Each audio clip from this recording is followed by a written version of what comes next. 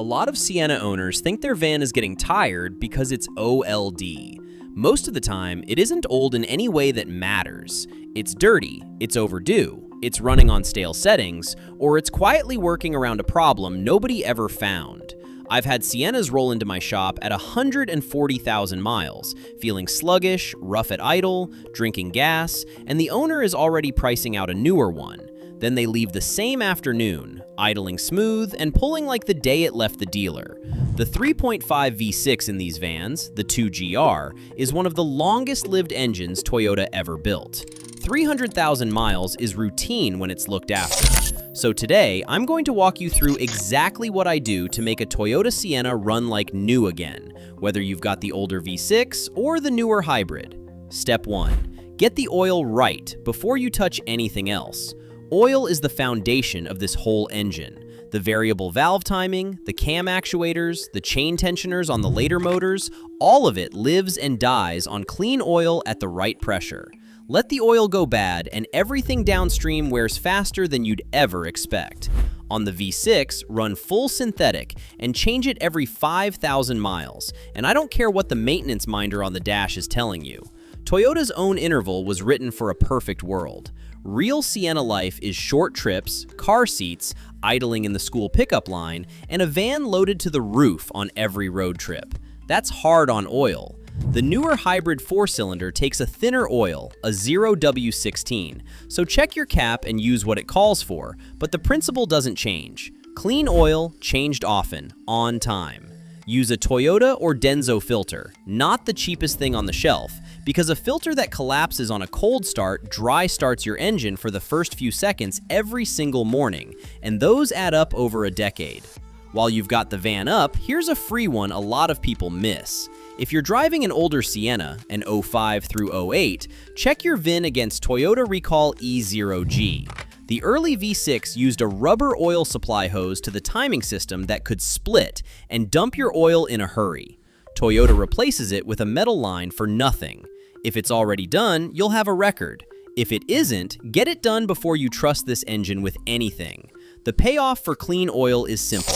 Healthy valve timing, a chain or belt that lasts, and an engine that builds everything else you do today on a solid base. Step 2. Replace the air filter and clean the mass airflow sensor. Siennas haul kids, dogs, dust, and gravel lot duty, and that air filter eats all of it. Change it every 15 to 20,000 miles, sooner if you live down a dirt road. Hold it up to a light. If you can't see the bulb through it, your engine has been straining for air on every trip.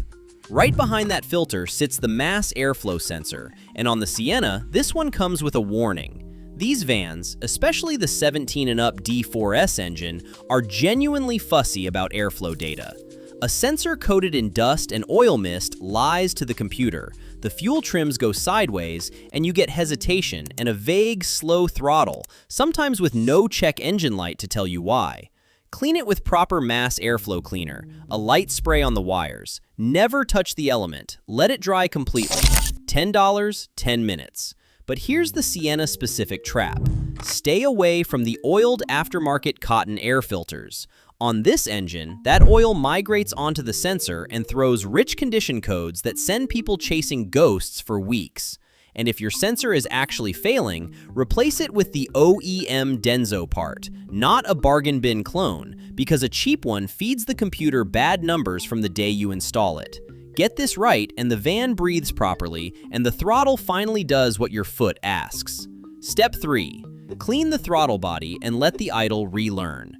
Carbon builds up in a ring around the throttle plate over the years. That buildup makes the plate stick just slightly. The computer fights it by feeding in more idle air, and the result is an idle that hunts up and down, a stumble at the stoplight, and a van that feels dim-witted crawling through traffic.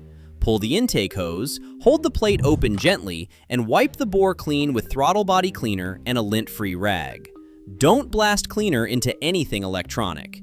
You'll be a little disgusted at what comes off. After it's clean, let the engine come fully up to temperature and idle for 10 minutes with nothing pulling on it.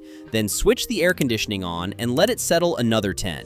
The computer recalibrates its idle air, and the idle drops back in nice and steady. Smooth idle, no more stumble pulling away from a light, and it cost you nothing but a rag. Step 4. Spark plugs and coils. A tired plug makes a perfectly good engine feel worn out. Now, here's some good news if you're coming from a turbo vehicle. The Sienna V6 is naturally aspirated, no boost cooking the plugs, so these iridium plugs last a long time, roughly 100 to 120,000 miles. But owners stretch them way past that, and a plug with a worn, opened-up gap gives you a rough idle, a little shudder at highway speed, and a quiet drop in fuel economy long before it ever sets a code. Use the correct Denso or OEM plugs in the right heat range, full set, all 6. While the coils are off, look them over. The whole GR engine family is known for coils that quit, sometimes earlier than they should. If you've got a misfire, swap the suspect coil to a different cylinder, and if the misfire moves with it, you found your bad coil. A dab of dielectric grease on the boots going back in. Plugs run you maybe $20 a hole. The catalytic converter that a long-ignored misfire destroys runs well over $1,000. That math makes itself. Step 5. Understand the carbon question, because this is where the Sienna is different, and I want to be straight with you. You've probably seen videos about direct injection engines caking up the intake valves with carbon and needing the heads blasted with walnut shells. That's a real problem on a lot of modern engines. It is largely not your problem on a Sienna. Every V6 before 2017 is port injected, meaning fuel sprays across the back of the intake valves on every cycle and keeps them washed clean. Those enemies are about as immune to valve carbon as anything on the road. The 2017 through 2020 engine uses Toyota's D4S system, which is clever. It runs both port and direct injectors. So even with direct injection in the mix, you still get that port spray keeping the valves clean. So no, you don't need a walnut blasting service every 80,000 miles like a turbo truck owner does. What you should do is easy. Run top-tier gas, take the van for a good warm highway pull now and then instead of only short hops, and that's most of the battle. If you've got the later engine and you want to be thorough, an intake cleaner run through per the can's directions every so often doesn't hurt. But if a shop tries to sell you a major decarbon job on a healthy Sienna, keep your money in your pocket. Step 6. Protect the cooling system and watch the one part that actually fails on these vans. Engines don't die of old age, they die of heat. And the Sienna's genuine weak spot, the thing I see more than anything else on this engine, is the water pump. The bearing in it wears, and the seal starts to weep, usually somewhere around 100 to 120,000 miles on the V6, though I've seen the later engines go earlier than that, even down around 60 or 70,000, which always annoys owners who expected better from Toyota. Learn the warning signs. A soft, metallic whirring or wobbling sound at idle when you're stopped. A small coolant drip at the front of the engine. A temperature needle that starts wandering. Catch it at that stage, and a water pump is a manageable job, somewhere in the $500 to $900 range at most shops, and the smart move is to do it together with the timing belt on the V6, so you're not paying the labor twice. Ignore it, let it cook the engine, and you're into head gasket and warped head territory that runs 4 figuronavirus minimum. On top of the pump, change your coolant on schedule with Toyota's long life coolant. The genuine stuff, not whatever universal jug is cheapest, because the wrong chemistry eats aluminum from the inside. 2 minutes checking your coolant level and color twice a year is the cheapest insurance on this list. Step 7. The timing belt, and this one only applies to some of you. If you've got the V6 from 2007 through 2016, your engine uses a timing belt, and that belt has a hard replacement interval, right around 90 to 100,000 miles. This is not optional, and it is not a someday job.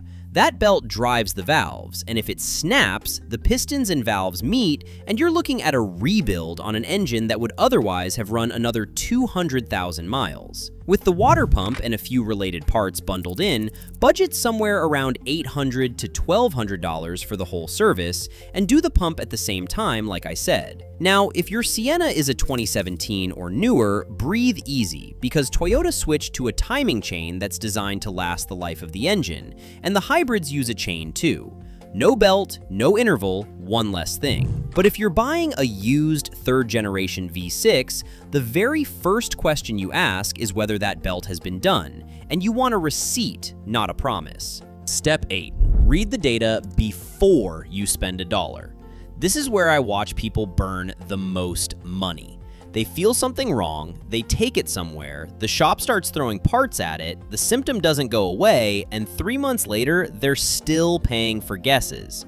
Your Sienna is covered in sensors, and a small lie in the data can make a perfectly healthy engine feel exhausted. Before you replace anything, spend 20 minutes listening to what the van is actually telling you. A basic code reader with live data is $30 or $40. Pull up your fuel trims, short-term and long-term. Anything outside plus or minus 10% means something's off. A vacuum leak, a lazy airflow sensor, a fuel issue. A cracked vacuum line is a $5 part, and the rough idle it causes gets misdiagnosed as something far more expensive all the time.